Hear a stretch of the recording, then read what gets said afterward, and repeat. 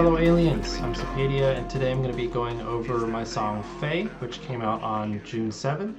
Pause, go listen to it, come back, and learn how it was made, if you haven't listened to it already. Or if you have listened to it already, you could go listen to it again, get it fresh in your mind, you know, that kind of thing, for your benefit. No other reason. Okay, so the first thing I wanted to talk about in this track is this drone sound. I think that's like, you know, one of the most unique things about this track, and I think it stands out a lot. So let's go over how I put it together. The sound is fairly simple in its construction.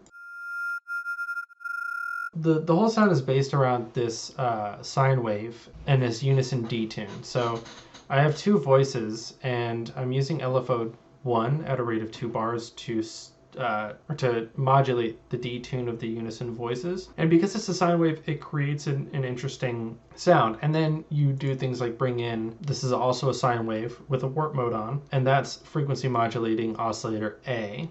And I'm also using LFO1 to modulate the frequency modulation knob and the bend plus minus warp mode on oscillator B, as well as the level of oscillator A, or so the level of the whole sound. And that creates the timbre that we hear.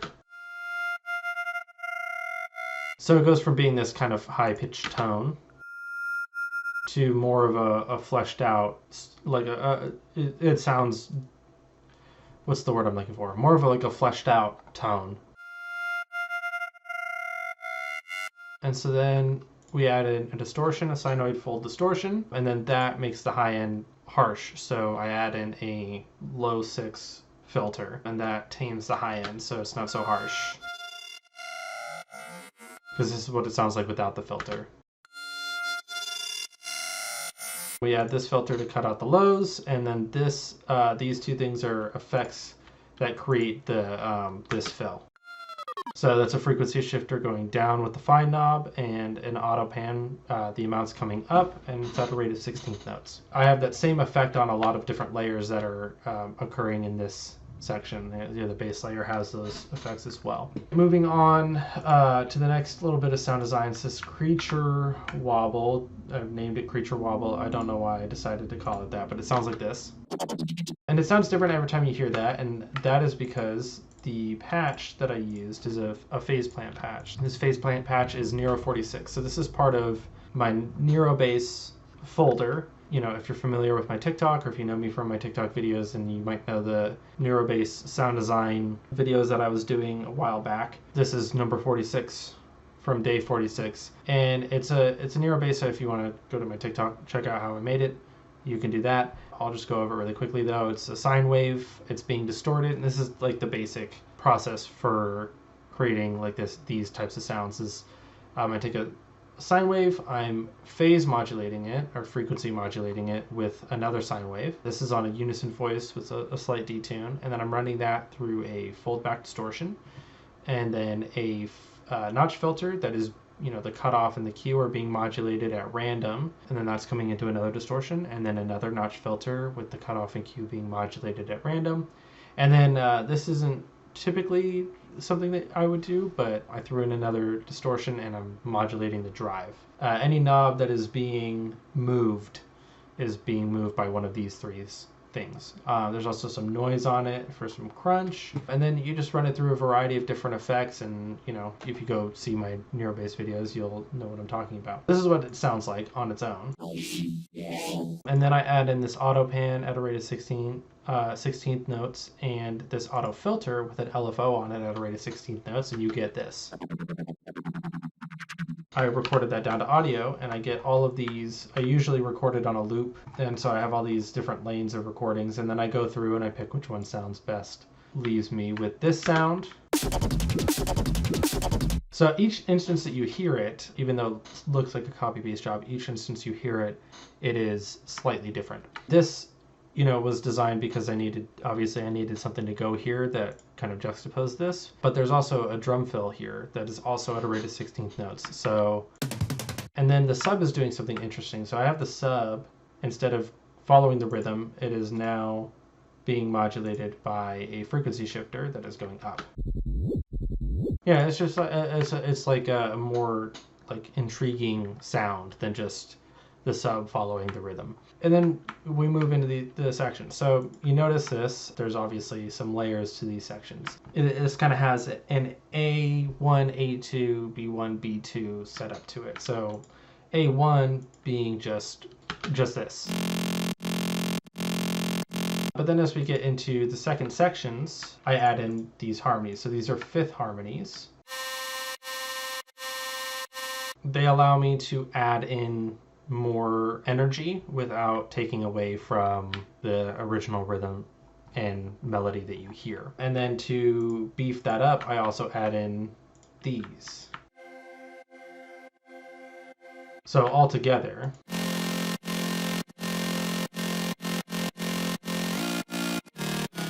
that adds even more energy and beef to them, some high end and some more harmony. So moving on to the second drop, we have a change up, and this drop went through a few iterations before I landed on this change up. When I got this vocal that is Alan Watts talking about the space between things and how intervals and melodies are similar to, you know, like how space is a relationship, you know, the distance between things, the distance between notes, the distance between, you know, the pauses in between your words and such. And so he's using melody to kind of illustrate that point. And he says, well, now if you visualize melody, and I thought that was a pretty good pre-drop sample because he's talking about music, but it kind of went back into the same melody from the first drop, just like a different rhythm. And so I thought, well, why don't I change up the melody as well? So we get this. So he says, well, now if you visualize melody, and now we have more of a melodic situation going on than from the first drop. We've already switched it up somewhat. But then you get into this section. Well, how do we make this section even better than this section, right? Because yeah, it's going to have the same rhythm as this and the same melody. So that's already different. But this is the second drop. We want it to have more energy. So when these drop chords come in, I also add in these arps that are going with the same chords, just arpeggiated together with everything.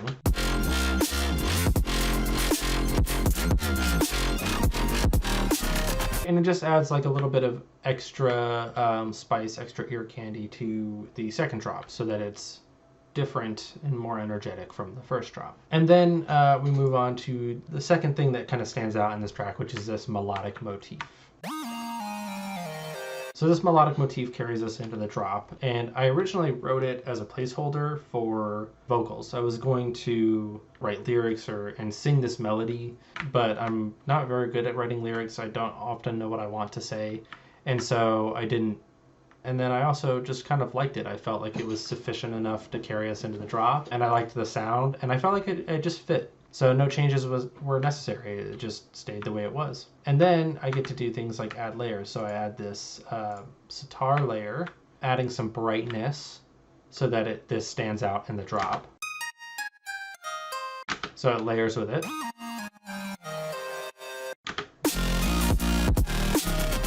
And the reason I did that is because the drop was drowning it out. And it sounded fine as is, like it was there, but I really wanted it to stand out, so. And then I also tease it with the piano in the intro. Space is basically, isn't it, an interval? So that's this layer. And it's buried in the mix. It's meant to be in the background a little bit. Space is basically, isn't it, an interval? I think motifs are really powerful, and it's something that I like to use a lot. The whole idea of this drop was, or this song, this intro was to be melodic. So I have these pianos going, right? And then I add in this drone just to create some atmosphere. And that's really it. Besides the piano tees, there's no other instruments besides the piano tees, and there's a reese. Other than that, it's just these three elements. But this section, that's my intro. That's how I'm building it up, and it's slow and kind of thoughtful, I guess. But coming out of the first drop, well, you know, we need more energy. You know, I accomplished some of that by putting in drums that weren't previously that weren't in the intro. So now I have a beat to drive us forward, and then I have this piano doing an arp now instead. So this is what it looks like. And I think it sounds really pretty, but at the same time, it has an energy to it because the ARP is moving so fast, and it's kind of Zelda-esque in its own way. With the drums, We need space in order to function as a human being. We need a kind of area in which love that. It creates a difference in the two sections so that this is more of a bridge between the two drops, and it's keeping the energy flow going through the whole song. You know, moving on, I'm creating atmosphere. So I have these drums in here. You know, I have the drum beat in here and the piano kind of moving to give us some rhythm. But here, there's not a lot of rhythm going on, and there's not a lot to keep us moving forward. So I use audio. And all of these samples are from Splice, except for this freeze, which is actually, I took the falling drone sample. So I took this, and I threw a bunch of reverb on it, and then I bounced that down, and you get this. Another way to tie in the intro with the drop while keeping to the theme of each section. And then I have, you know, some other atmospheric sounds and this riser to build tension in the drop. But how do we start to build up energy and add rhythm in? Well, instead of using drums, I started using like rhythmic loops. And I didn't edit much of these. Like these are pretty much as is. So I got this, it's just, you know, kind of cool. As the sections come in as like a place where I would normally bring drums in, well, now I add in these glitch. So this is an IDM like drum loop that I got off of Splice. And I think I took out the low end because I didn't want it to have any low end, but it adds a rhythm. And now we're getting into the buildup, and I throw in this clock ticking, which wasn't intentional at first, but I started to realize he's talking about the intervals between things, and you know, time is an interval, and time is space in a sense, and our time is the space between events, or rather, the space between events is time, or however you want to think about it. But yeah, the clock tick, you know, pitches up in the build. But I thought this was an interesting way to add tension, because a ticking clock is definitely a tension increaser, an increaser of tension. And then I also have this rhythm in here, which I kind of went back and forth between whether or not I wanted to keep it in there, but ultimately it sounded wrong without it, so I left it in. But that's how I build tension in this drop, or that's how I build tension to the drop without doing the typical kick loop where it starts to speed up, or a typical build up that would have had way too much energy. Like all in all, I'd say that this song is more, you know, meant to be like vibed to. And then of course, you take the Alan Watts sample, which is an old video recording and has a bunch of problems, and you add some, you cut out all the silence so that there's no cracklies, and add some reverb and some soothe, and what else did I add on here? I was like, spectral resonator to create a tone underneath it, and then some soothe and some reverb, and sending it to a bunch of things, and you end up with something that sounds semi-decent. astronomers talk about curved space. It's not like it doesn't sound like it's from an old recording, but it does cover up some of the artifacts that old recordings typically have. Bounce that down. You reverse the bounce. You add a reverb onto it. You bounce that down. You reverse it back. And you keep the whole thing together. So now you have a reverse reverb tail on the sample, and you layer those together. Astronomers talk about curved space. And now it kind of sounds like he's coming from some other plane, or, you know, however you want to think about that, or however that visualizes for you. But really it helps him stay in the atmosphere, and it creates like a cool effect that's really subtle when combined with the rest of everything. I used compression sidechain. In this track, it plays more of a role than just like a mixing role. This is what the bass sounds sound like without.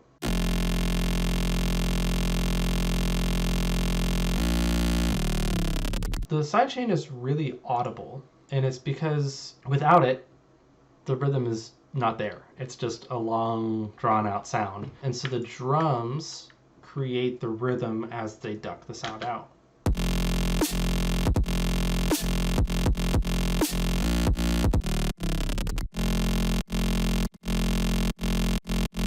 So without that sidechain, the song doesn't really hold up. It would be super boring. And yeah, that is Faye, which came out on June 7th. It is now out. You can find it wherever you listen to music. All right, I'm Sapadia. I will see you guys next time. To hear melody is to hear intervals.